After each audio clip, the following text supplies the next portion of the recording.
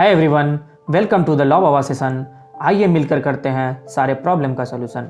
आज के सेशन में आज का मुद्दा है लॉयर कैसे बने। फर्स्टली, जब आप 10th करते हैं किसी भी इंडिया के रजिस्टर्ड स्कूल्स या कॉलेजेस से, आपका मिनिमम 60% होने चाहिए। आफ्टर 10th आप अगर इंटरमीडिएट में अपनी एडमिशन कराते हैं, उसके बाद आप उस चीज़ को क्वालिफाई कर लेते हैं।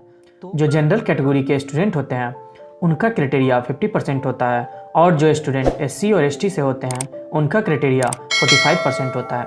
कोई भी स्टूडेंट अगर स्टेट ओपन बुक से है फिर भी, या कोई भी स्टूडेंट अगर सेंट्रल का ओपन बुक सिस्टम से है, या वो CBSE से है, या स्टेट बोर्ड से है, या ICSE से है, ये कोई भी मैटर नहीं करता, आप लॉ परस्यू कर सकते हैं।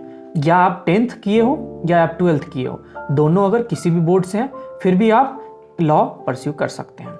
इसके बाद आप दो तरीके से लॉ कर सकते हैं, या तो आप इंटरमीडिएट के बाद लॉ कर ले, या तो आप ग्रेजुएशन करके फिर आप लॉ कर सकते हैं। जब आप इंटरमीडिएट के बाद लॉ करते हैं तो वो कॉमनली 5 इयर्स के होते हैं।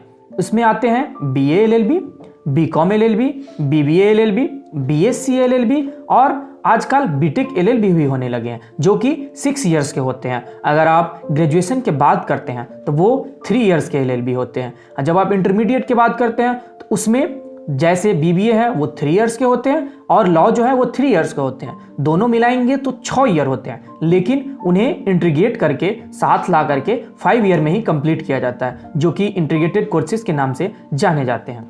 जब आप किसी भी मान्यता प्राप्त कॉलेजेस से लॉ की डिग्री प्राप्त कर लेते हैं, तब इंडियन गवर्नमेंट के द्वारा एक एग्जाम कंडक्ट की जाती है जिसका नाम होता है AIBE, all India bar council exam. इस एग्जाम में आपको कुछ छूट दी जाती है, आप कुछ लॉज के एक्ट्स अपने साथ इस एग्जाम में ले जा सकते हैं। जब आप इस एग्जाम में बैठेंगे और एग्जाम दे देंगे तब आप क्वालिफाई हो जाएंगे।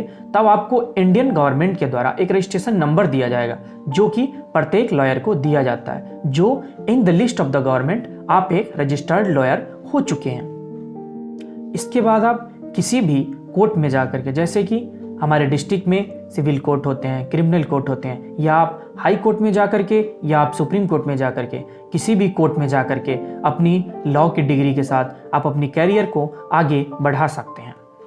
इन सभी के बाद भी अगर आप लॉ के फील्ड में और आगे जाना चाहते हैं और पढ़ना चाहते हैं तो आप इसमें मास्टरियत डिग्री कर सकते हैं। किसी भी लॉ के फील्ड को ले सकते हैं, जैसे कि आप क्रिमिनल लॉ ले लिए, जैसे कि आप कॉन्स्टिट्यूशन ले लिए, या किसी भी चीज़ को लेकर के आप उसमें मास्टरियत कर सकते हैं, PhD कर सकते हैं, या अब्रॉड जा करके आप लॉ की पढ़ाई कर सकते हैं। वहाँ से लॉ की डिग्री आप परस्यू करके तब आप अच्छे अच्छे लॉ फॉर्म में जा सकते हैं, अच्छे अच्छे लॉयर के नाम से प्रचलित हो सकते हैं, या अच्छे अच्छे केसेस में जीत सकते हैं।